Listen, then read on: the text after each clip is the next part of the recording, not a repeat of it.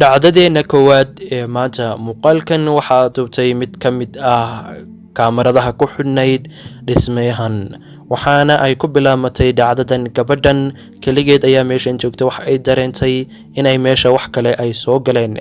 kadib markii ay dareentay waxay la kulantay weerar aad u ba-an oo kuraasta iyo miisaska meesha yaalla aad loogu soo weerarayo, waxayna duubtay muuqaalkan aadka u cabsida badan.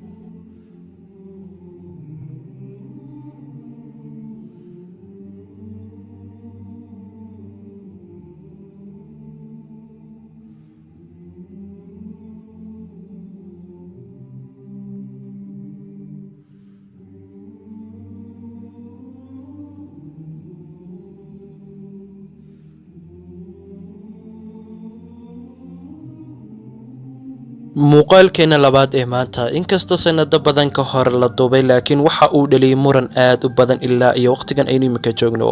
ninkan ayaa waxa uu muuqaal iskaga qaadayay gurigiisa dhexdiisa, laakiin waxa uu ku baraarugay oo dareemay in uu sameynayo hadhkiisa muraayada kasoo baxaya waxyaabo cajiib ah oo aan horay u dhicin.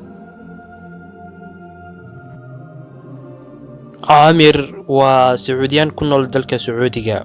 dhismahan uu maanta yimid waxaa lagu sheegi jiray in ay wax qarsoodi ah oo aan hore loo arag ay ku nool yihiin. waxa uu go'aansaday in uu soo baadho, laakiinse waxa uu kala kulmay dhacdadani aadka la yaabka badan.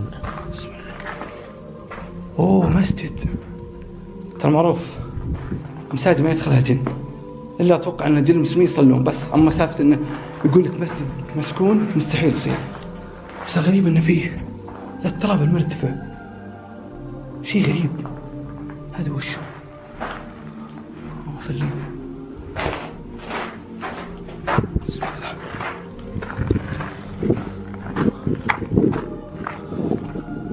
بسم الله الرحمن الرحيم.